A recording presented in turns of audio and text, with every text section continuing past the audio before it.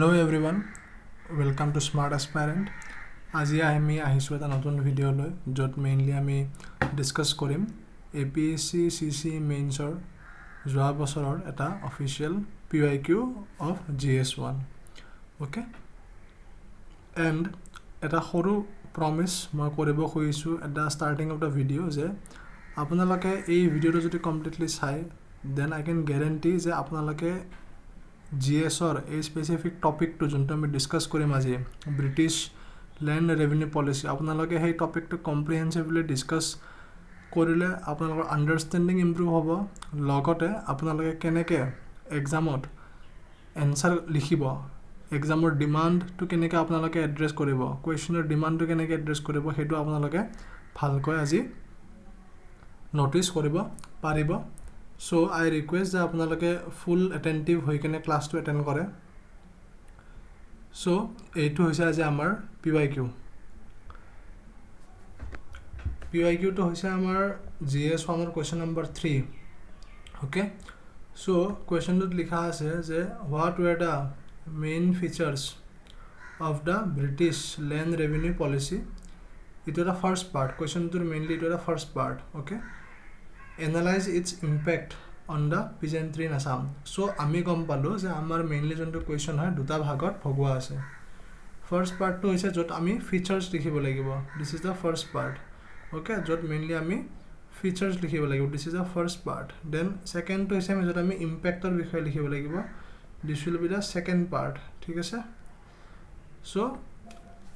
exam ot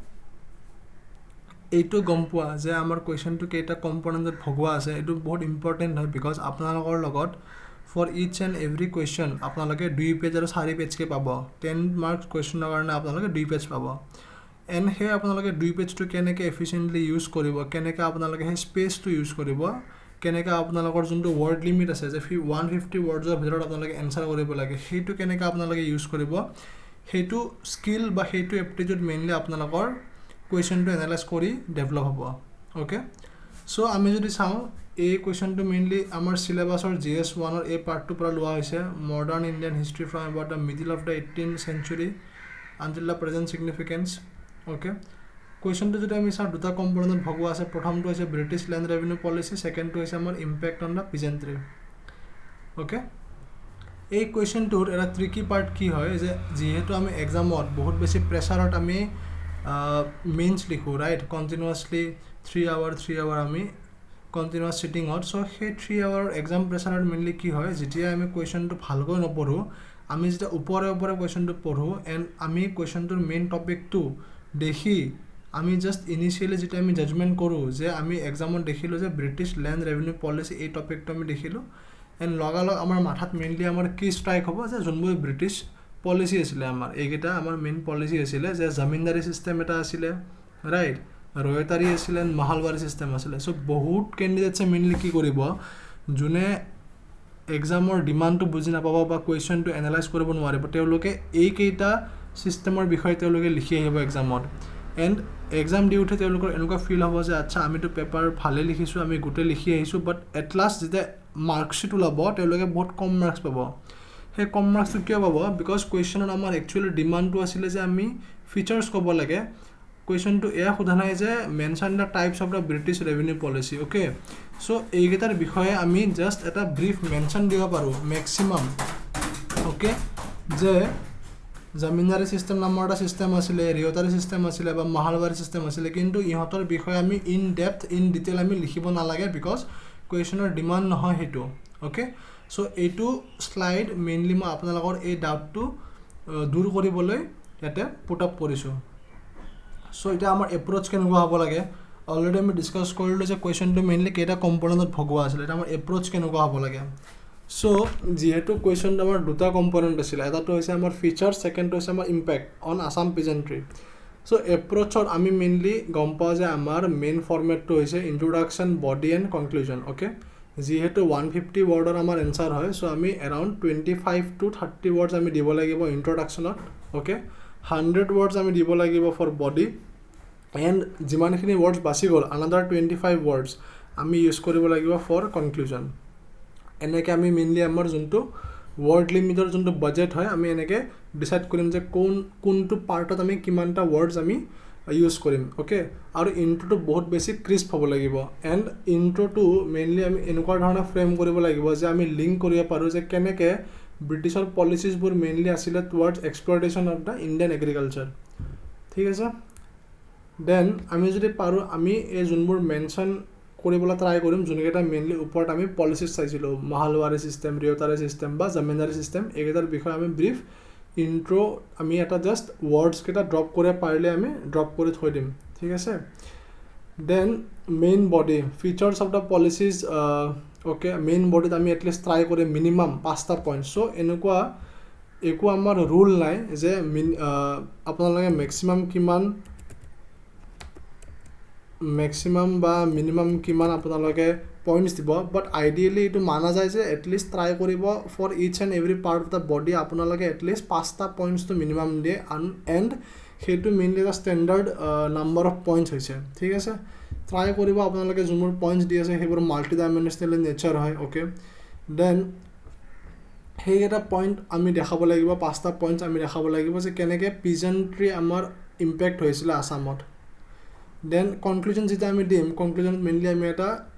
historical judgement based conclusion দিব লাগিব radar then just আমি ইন্ট্ৰডাকশ্যনত বা কুৱেশ্যনত যি আছিলোঁ আমি সেইটো ৰিপিট কৰাতকৈ আমি এটা নতুন পাৰ্চপেক্টিভত লিখিব লাগিব অ'কে চ' ইন্ট্ৰডাকশ্যনত মেইনলি কি আহিব এতিয়া যে British land revenue policy was primarily designed to secure a stable and maximum flow' of revenue so' আপোনালোকে দেখিব পাৰিছে যে এইটো যোনটো পাৰ্ট হৈছে এনচাৰৰ এইটো মেইনলি বল্ডত দিয়া আছে কিয় বিকজ এইটো হৈছে মেইন এছেঞ্চ যোনটো তেওঁলোকৰ পলিচিত আছিলে তেওঁৰ পলিচিবোৰৰ মেইন অবজেক্টিভ আছিলে যে তেওঁলোকৰ যিমান কলনি আছিলে তেওঁলোকৰ সেই কলনিৰ পৰা ৰিচোৰ্চ এক্সট্ৰেক্ট কৰি কিনে তেওঁলোকৰ নিজৰ যোনবোৰ হোম কাণ্ট্ৰি হয় ইংলেণ্ড এণ্ড নিজৰ যোনবোৰ কোম্পানী হৈছে ইষ্ট ইণ্ডিয়া কোম্পানী সেইবোৰত যাতে তেওঁলোকৰ ৰেভিনিউ কণ্টিনিউৱাছলি ফ্ল' হৈ থাকে that was their main objective okay আৰু তেওঁলোকে কি ইউজ কৰিছিলে পলিচিছ ইউজ কৰিছিলে যেনেকুৱা permanent settlement system Ryotwari system বা মাহালৱাৰী ছিষ্টেম এনেকুৱা ধৰণৰ তেওঁলোকে ছিষ্টেমছ ইউজ কৰিছিলে In Assam, this interacted with customary land relations, shifting cultivation and the emerging plantation economy. So, আমি পাৰিলে আসামৰ বিষয়ে অলপ আমি ইন্ট্ৰ'ত অলপমান লিংক ক্ৰিয়েট কৰিম যে কেনেকৈ আসামৰ ওপৰতো ইম্পেক্ট হৈছিলে so' this will be our introduction and আমাৰ ইন্ট্ৰডাকশ্যনটো বহুত বেছি ক্ৰিস্প হ'ব লাগে চ' ইয়াতে মেইনলি এটা ডায়েগ্ৰাম বনোৱা আছে major features of the British land revenue policy আপোনালোকে এক্সামত যদি 15 মাৰ্কৰ কুৱেশ্যন পায় য'ত মেইনলি আপোনালোকে 4খন পেজ ফিল আপ কৰিব থাকিব চ' সেনেকুৱা ধৰণৰ কুৱেশ্যনত আপোনালোকে এনেকুৱা ডায়েগ্ৰাম ইউজ কৰিব পাৰে চ' ডেট আপোনালোকে বহুত বেছি কম টাইমত এণ্ড কম ৱৰ্ডছত ঠিক আছে আপোনালোকে এটা ভাল ইনফৰমেশ্যন আপোনালোকে কনভে কৰিব পাৰে লগতে আপোনালোকৰ যোনটো এক্সামৰ যোনটো পেপাৰ হ'ব সেইটো দেখিবলৈ ভাল লাগিব ৰাইট 10 মাৰ্কৰ কুৱেশ্যনত মই ছাজেষ্ট নকৰোঁ যে আপোনালোকে ইমান ডাঙৰ এটা ডায়েগ্ৰাম বনাওক বিকজ আপোনালোকৰ স্পেচ তেতিয়া কম্প্ৰমাইজ হৈ যাব চ' ট্ৰাই কৰিব যে 15 মাৰ্কৰ কুৱেশ্যনত এটলিষ্ট আপোনালোকে এনেকুৱা ডায়েগ্ৰাম এটা পুট আপ কৰিব পাৰে অ'কে চ' মেইনলি আমি যদি চাওঁ ফিচাৰ্ছ কেনেকুৱা আছিলে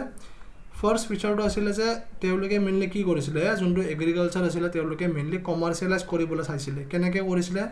তেওঁলোকৰ যোনবোৰ মেইন কেছ ক্ৰপ আছিলে যোনবোৰ ক্ৰপছ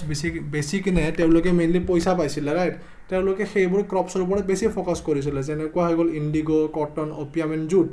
যোনবোৰ ক্ৰপছ আমাৰ ইণ্ডিয়ান কাল্টিভেশ্যন ছিষ্টেমৰ লগত চুইটেবল আছিলে বা ফাৰ্মাৰ্ছৰ কাৰণে যোনবোৰ ভাল আছিলে তেওঁলোকে সেইবোৰ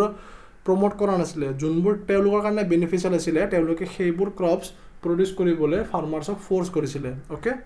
then revenue collection was in cash so' যিহেতু মাটিবোৰ মেইনলি ভগাই দিয়া গৈছিলে ফাৰ্মাৰ্ছৰ মাজত তেওঁলোকে বহুত বেছি কম্পালচাৰী বাউণ্ড হৈছিলে যে তেওঁলোকে ব্ৰিটিছক এটা এমাউণ্ট পে' কৰিব লাগিব ৰাইট ৰেভিনিউ পে' কৰিব লাগিব এণ্ড সেই ৰেভিনিউটো মেইনলি আমাৰ পে'মেণ্ট আছিলে in the nature of cash and সেই কেছ কালেকশ্যনবোৰ কৰিবৰ কাৰণে তেওঁলোকে মহাজন মৌজাদাৰ এনেকুৱা ধৰণৰ মানুহ জমিনদাৰ মৌজাদাৰ এনেকুৱা ধৰণৰ মানুহ তেওঁলোকে মিডিলমেন হিচাপে এপইণ্ট কৰি ৰাখিছিলে দেন পিৰিয়ডিক ৰিএছেছমেণ্ট এণ্ড আৰ্বিট্ৰেৰী এক্সপ্ল'ৰিয়েশ্যন চ' যিমান মাটিডোখৰ ফাৰ্মাৰ্ছবোৰক দিয়া হৈছিলে তেওঁলোকৰ মাটিবোৰ আফটাৰ এভৰি 10 years তেওঁলোকে মেইনলি ৰিএছেছ কৰিছিলে এণ্ড পাট্টাবোৰত অলপ চেঞ্জ লৈ অহা হৈছিলে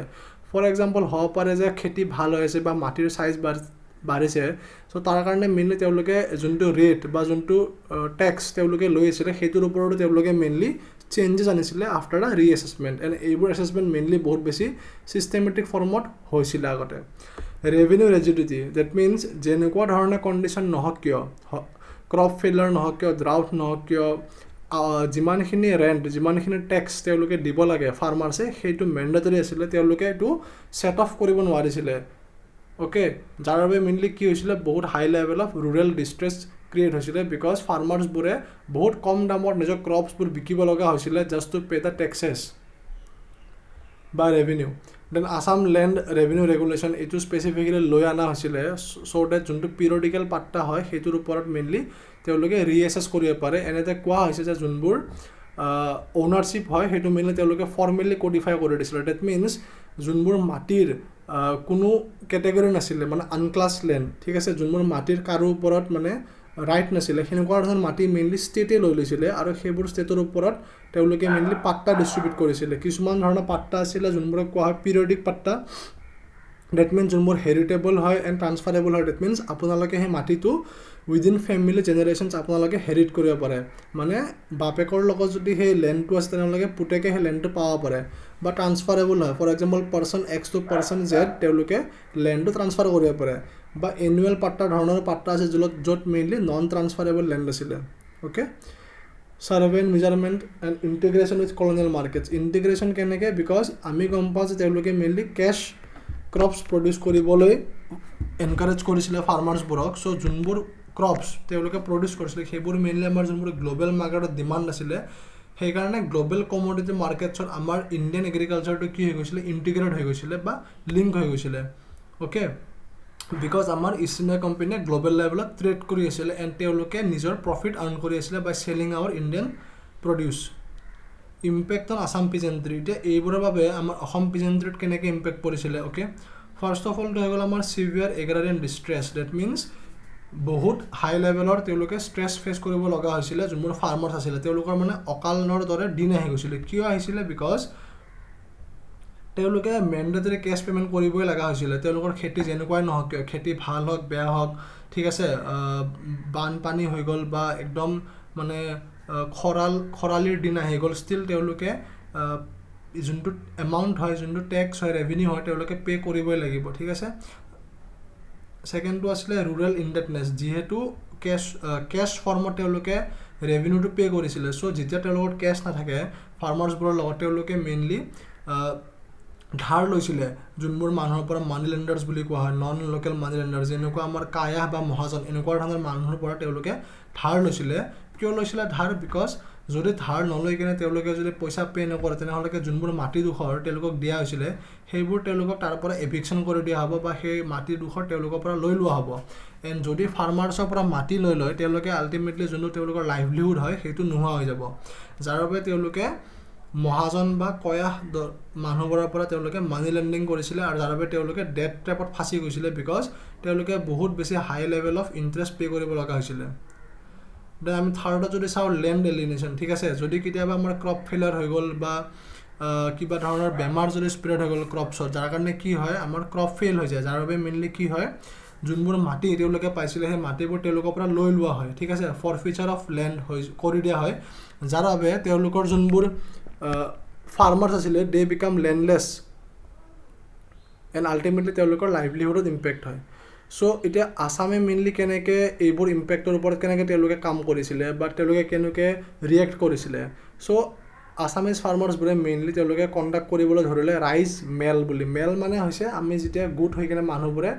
এছেম্বলি ফৰ্মত আমি যেতিয়া ডিছকাছ কৰোঁ সেইটোকে মেল বুলি কোৱা হয় চ' বহুত জেগাত অসমীয়া মানুহবোৰে অসমীয়া খেতিয়কবোৰে তেওঁলোকে গ্ৰাছৰুট লেভেলত মেল অৰ্গেনাইজ কৰা ষ্টাৰ্ট কৰিলে ঠিক আছে চ' তেওঁলোকে এজ এ কালেক্টিভ একশ্যন ল'ব পাৰে বা তেওঁলোকে নেগচিয়েট কৰিব পাৰে উইথ দ্য ব্ৰিটিছাৰ্ছ ছেকেণ্ডটো হৈছে dismantling of the traditional paik system okay আমাৰ যোনটো ইম্পেক্ট আছিলে আমাৰ এগ্ৰেৰিয়ান পিজেণ্ট্ৰিৰ ওপৰত আছামিজ পিজেণ্ট্ৰি সেইটো হৈছিলে যে আমাৰ অসমত এটা চিষ্টেম চলে যোনটোক আমাৰ লেবাৰ ছাৰ্ভিচ বুলি কোৱা হয় মানে মেণ্ডেটৰী ছাৰ্ভিচ হয় যোনবোৰ মানে ইউথবোৰে ষ্টেটক প্ৰভাইড কৰে সেইটো কোৱা পাইক চিষ্টেম যোনটো আমাৰ আহোমৰ দিনত মেইনলি এমাৰ্জ হৈছিলে সেই চিষ্টেমটো মেইনলি ব্ৰিটিছে কি কৰিলে এই চিষ্টেমটো আল্টিমেটলি তেওঁলোকে এবলিছ কৰিলে চ' আমি এইটো পইণ্ট আমি ডিফাৰেণ্ট পাৰ্চপেক্টিভৰ পৰা আমি কালচাৰেল পাৰ্চপেক্টিভৰ পৰা লিখিব পাৰোঁ যে আমাৰ যোনবোৰ ট্ৰেডিশ্যনেল চিষ্টেম আছিলে ৰাইট বা আমাৰ যোনবোৰ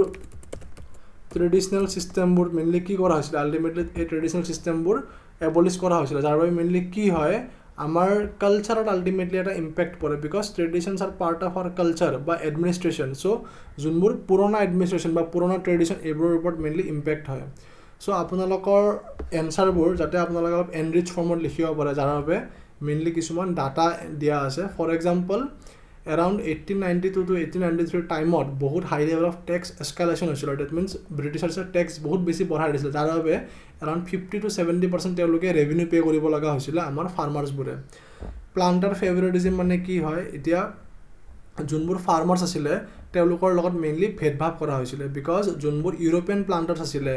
ইউৰোপিয়ান টি প্লান্টেশ্যনছ তেওঁলোকক মানে যিমান মাটি আছে তাৰে এৰাউণ্ড 25% অফ আছামৰ টোটেল চেটেলড এৰিয়া তেওঁলোকক দিয়া হৈছিলে আৰু তেওঁলোকৰ কাৰণে ৰেভিনিউ টাৰ্মছ হৈ গ'ল বা টেক্স হৈ গ'ল এইবোৰ বহুত বেছি কনচেচনেল ৰেটত দিয়া হৈছিলে ডেট মিনছ অসমীয়া যোনবোৰ লোকেল খেতিয়ক আছিলে তেওঁলোকৰ লগত ভেদভাৱ কৰিছিলে আৰু যোনবোৰ ইউৰোপিয়ান প্লান্টাৰ্ছ আছিলে তেওঁলোকক মেইনলি তেওঁলোকে ছাপৰ্ট কৰিছিলে ব্ৰিটিছাৰ্ছে চ' ফুলাগুৰি ধোৱা আমি গম পাওঁ যে আমাৰ অসমৰ প্ৰথম আপৰাইজিং ফুলাগুৰি ধোৱা কিয় হৈছিলে বিকজ অফ এগ্ৰিকালচাৰেল ডিষ্ট্ৰেছ ঠিক আছে যেতিয়া পিজেণ্টবোৰ বহুত বেছি ছাপ্ৰেছ হৈ গৈছিলে আৰু তেওঁলোকে গম পাইছিলে যে তামোল পাণৰ ওপৰতো মেইনলি তেওঁলোকে টেক্স দিব লগা হ'ব পাৰে ঠিক আছে ফিচাৰিজৰ ওপৰত টেক্স দিব লগা হ'ব পাৰে চ' আল্টিমেটলি তেওঁলোকে প্ৰটেষ্ট কৰিছিলে সেনেকুৱা ছেইম প্ৰটেষ্ট আমাৰ আছে পথাৰঘাট আপৰাইজিং যোনটো আমাৰ হৈছিলে দৰং ডিষ্ট্ৰিক্টত অ'কে আৰু আমাৰ ফুলাগুৰিটো হৈছিলে আমাৰ নগাঁও ডিষ্ট্ৰিক্টত তো আমাৰ যোনটো পথাৰঘাট আপৰাইজিং এইটো আমাৰ অসমৰ জালিয়ানৱালা বাগ বুলিও কোৱা হয় চ' আপোনালোকে এনেকুৱা ধৰণৰ ভেলু এডিশ্যন এনেকুৱা ধৰণৰ ইভেণ্ট আপোনালোকে নিজৰ এনচাৰত ডেফিনেটলি আপোনালোকে পাৰিলে ইনক্লুড কৰিব বিকজ এতিয়া স্পেচিফিক এক্সাম্পল দেখিলে আপোনালোকে +1 মাৰ্কছ ইন এভৰি কুৱেশ্যন আপোনালোকে স্ক'ৰ কৰিবলৈ ট্ৰাই কৰিব যদি আপোনালোকে A+1টো পায় তেনেহ'লে আল্টিমেটলি আপোনালোকে যোনবোৰ কম্পিটিশ্যন হয় তেওঁলোকৰ লগত আপোনালোকে অলৰেডি আগত থাকিব এটা এজ ক্ৰিয়েট কৰি থাকিব পাৰিব okay so' Kamrup and Mangaldoi মেলছ অলৰেডি মেলছ অৰ্গেনাইজ কৰা কথাটো মই কৈছিলোঁ যে ডেট মিনছ তেওঁলোকে এনেকুৱা ধৰণৰ জেগাত ৰঙিয়া লাচিমা বজালি এনেকুৱা ধৰণৰ জেগাত তেওঁলোকে মেল অৰ্গেনাইজ কৰিছিলে ফাৰ্মাৰ্ছবোৰে মিলি কেনে এছেম্বলি অৰ্গেনাইজ কৰিছিলে য'ত তেওঁলোকে এগেইনষ্ট দ্য ব্ৰিটিছ তেওঁলোকে কালেক্টিভলি মবিলাইজ হ'বলৈ ট্ৰাই কৰিছিলে এণ্ড এট লাষ্ট আপোনালোকে কনক্লুজন এটা লিখিব সেই কনক্লুজনটো বহুত বেছি দীঘল হ'ব নালাগে মই ইয়াতে অলপ বেছিকৈ দিছোঁ চ' আপোনালোকে নিজৰ কাৰণে যোনবোৰ ইম্পৰ্টেণ্ট ইনফৰমেশ্যন হয় আপোনালোকে এক্সট্ৰেক্ট কৰি ল'ব পাৰে The British land revenue policy transformed Assam from a predominantly customary agrarian economy into a monetized, commercially integrated system. এনেকুৱা নহয় যে আমাৰ ব্ৰিটিছে এগ্ৰেৰিয়ান চিষ্টেমবোৰ কমপ্লিটলি বেয়া আছিলে ডেফিনেটলি কমাৰ্চিয়েল নেচাৰ আছিলে কিছুমান ভালো হৈছিলে বাট আল্টিমেটলি কি হ'ল যাৰ বাবে আমাৰ ফাৰ্মাৰ্ছবোৰ ইকনমিকেলি ভালনাৰেবল হৈ গ'ল লেণ্ড প্ৰেছাৰ ফেচ কৰিব লগা হ'ল এণ্ড ছ'চিয়েল ট্ৰান্সফৰ্মেশ্যন হৈ গ'ল কি হ'ল ছ'চিয়েল ট্ৰান্সফৰ্মেশ্যন বিকজ আমাৰ পাইক চিষ্টেম এবলিছ কৰা হৈ গ'ল অ'কে পাইক চিষ্টেম আমাৰ এবলিছ কৰা গৈছিলে দেন আমি যদি চাওঁ ইকনমিক ভালনাৰেবিলিটি হৈছিলে কিয় ইকনমিক ভালনাৰেবিলিটি বিকজ তেওঁলোকে কেছ ফৰ্মত তেওঁলোকে পে আউট কৰিব লগা হৈছিলে যোনবোৰ মেণ্ডেটৰী টেক্স হয় বা ৰেভিনিউ হয় তেওঁলোকে মেইনলি কেছ ফৰ্মত দিব লগা হৈছিলে বা তেওঁলোকে তাৰ বাবে মেইনলি কি হৈছিলে তেওঁলোকে ডেট ট্ৰেপ ফাঁচি কৰিছিলে ডেট মিনছ তেওঁলোকে বহুত ধৰণৰ ধাৰ ল'ব লগা হৈছিলে ফ্ৰম দ্য মহাজনছ এণ্ড কায়স অ'কে এণ্ড লেণ্ড প্ৰেছাৰ হৈছিলে লেণ্ড প্ৰেছাৰ কি হৈছিলে বিকজ ব্ৰিটিছাৰ্ছে মেইনলি ফ'কাছ কৰি আছিলে commercial agriculture commercial crops cash crops যেনেকুৱা অপিয়াম হৈ গ'ল টি প্লাণ্টেশ্যন হৈ গ'ল ৰাডাৰ দেন ট্ৰেডিশ্যনেল ক্ৰপছ যাৰ বাবে লেণ্ডত বহুত বেছি প্ৰেছাৰ ফেচ কৰিছিলে